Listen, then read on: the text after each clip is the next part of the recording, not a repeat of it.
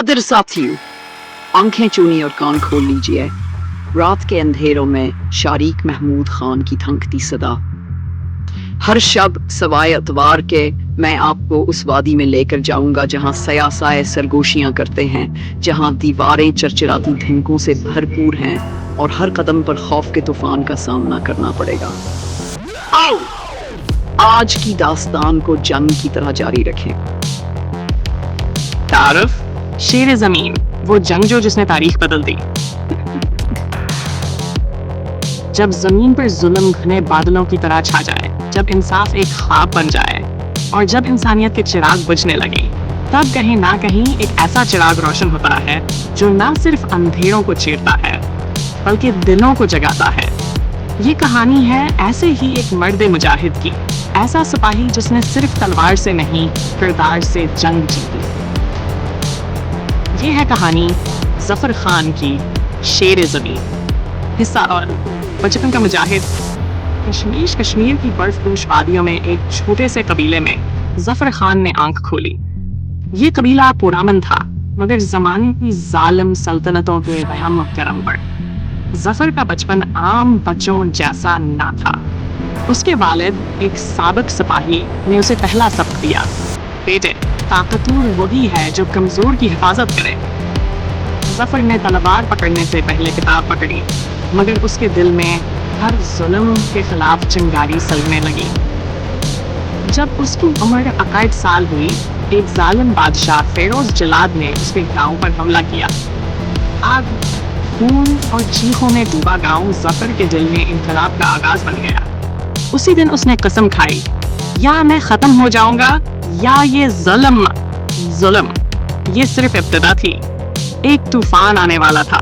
अगर आपको ये दास्तान पसंद आई हो तो लाइक जरूर करें। अगला हिस्सा पढ़ना मत भूलिए।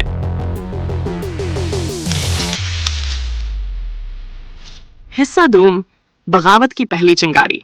जफर खान ने पहाड़ों में पनाह ली और करीबी देहातों से जवानों को इकट्ठा किया।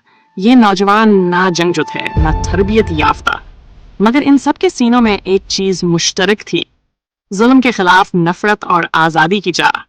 जफर ने उन्हें ना सिर्फ लड़ना सिखाया बल्कि जीना सिखाया।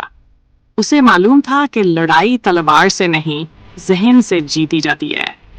इसने उन्हें असूल दिए, मजलूम की मदद करो, किसी औरत या बच्चे पर हाथ ना उठाओ, दुश्मन को इज्जत दो, मगर जुल्म को हराओ जल्द ही। शेराने इंसाफ के नाम से एक तहरीक पूरे इलाके में गूंजने लगी। वो महलों तक नहीं, दिलों तक पहुंचने लगे। फिरोज जलाद, जो खुद को नाकाबिल शिकस्त समझता था, अब पहली बार खौफ महसूस करने लगा। जफर ने एक रात दुश्मन की एक छावनी पर हमला किया। सिर्फ 20 सिपाहियों के साथ उसने सैकड़ों को शिकस्त दी, मगर एक भी जान नहीं ली। यही उसकी ताकत थी, इंसानियत। अगर आप अजीम मकसद से मुतफिक हैं तो नीचे कमेंट करें और अपनी राय का इजहार करें। हिस्सा 3, मैदान शुजात। फेरोज जलाद ने अब हजारों की फौज जमा कर ली। उसने ऐलान किया, जफर खान को जिंदा या मर्दा मेरे कदमों में लाया जाए।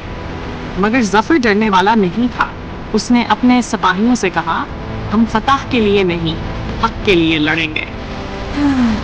मैदान शुजात तैयार था। जफर ने सफेद लिबास पहना, कंधे पर परचम इंसाफ और हाथ में वही तलवार जो उसे बचपन में मिली थी। दुश्मन के धूप और तफन के सामने जफर सिर्फ अपने ईमान के साथ खड़ा था। जंग शुरू हुई, तेरो तलवार, खून धवा और चीखें, मगर जफर हर वार में उम्मीद भरता, हर झटके में अज़म जगाता। उसकी आवाज गूंजी, जुल्म के लिए ये आखिरी रात है। आखिरकार दुश्मन भागने लगा। जफर ने फतह हासिल की, मगर गरूर नहीं। उसने कैदियों को पानी दिया, जख्मियों का इलाज किया और मैदान में सजदा किया। अगर ये कहानी आपके दिल को छू गई हो तो बराह करम इसे अपने दोस्तों के साथ शेयर करें। हक की रोशनी को फैलने दें। हिस्सा 4, माफी का ताज। जंग के बाद फेरोज जलाद को कैद में लाया गया। सबको लगा अब वो अंजाम को पहुंचेगा, मगर जफर ने कुछ और सोच रखा था। उसने जलाद की आंखों में देखा और कहा, میں تمہیں معاف کرتا ہوں تاکہ میری قوم بدلہ نہیں عدل سیکھے۔ یہ فیصلہ سب کو حیران کر گیا، مگر اسی دن دنیا نے جانا اصل جنگجو وہ ہوتا ہے جو دشمن کو بھی عزت دے۔ ظفر نے فیروز جلاد کو معاف کر کے اس کے سلطنت کو عوامی حکومت میں بدل دیا۔ اس نے مدرسے، شفا خانے اور انصاف کے مراکز قائم کیے۔ شیران انصاف آقا ایک قوم بن چکے تھے۔ لوگ کہتے ہیں ظفر خان نے تاریخ نہیں انسانیت کو بچایا۔ ایسی مزید متاثر کن کہانیوں کے لیے سبسکرائب کرنا مت بھولیے۔ اگلا اور آخری حصہ آپ کو ہلا کر رکھ دے گا۔ حصہ پنجم۔ ایک عہد، ایک چراغ، سالوں گزر گئے مگر ظفر خان کا نام ہر دن کی دھڑکن بن گیا۔ اس نے کبھی بادشاہی نہ لی، نہ محل بنوائے۔ وہ عام لوگوں کے درمیان رہا، ان کی خدمت کرتا رہا۔ ایک دن ایک نوجوان نے اس سے پوچھا، آپ نے سب کچھ پا کر بھی کچھ نہیں لیا، کیوں؟ ظفر نے مسکرا کر جواب دیا، اگر میں بھی تخت پر بیٹھتا تو فرق کیا رہتا؟ میں چراغ بننا چاہتا ہوں جو بجھنے سے پہلے اوروں کو جلائے۔ اس دن سے ہر سال یوم انصاف کے نام سے منایا جاتا ہے۔ بچے، جوان، بوڑھے سب اسے یاد کرتے ہیں، مگر اس کی سب سے بڑی میراث انصاف اور معافی آج بھی زندہ ہے۔ اگر آپ چاہتے ہیں کہ یہ روشنی کی کبھی نہ بجھے تو بیل آئیکن ضرور دبائیں تاکہ آپ ہر نئی روشنی سے پہلے جاگ سکیں۔ اور یوں بہادر ساتھیوں ہماری جنگ داستان کا اختتام ہوا۔ سیاسائے پھر تال ٹھوک کر خاموشی سے چلے گئے۔ دیواروں نے آخر میں اپنی شکایتیں دباتے ہوئے بند کر لی اور ہر قدم پر گونجتا وہ طوفان خوف اب مدھم پڑ گیا۔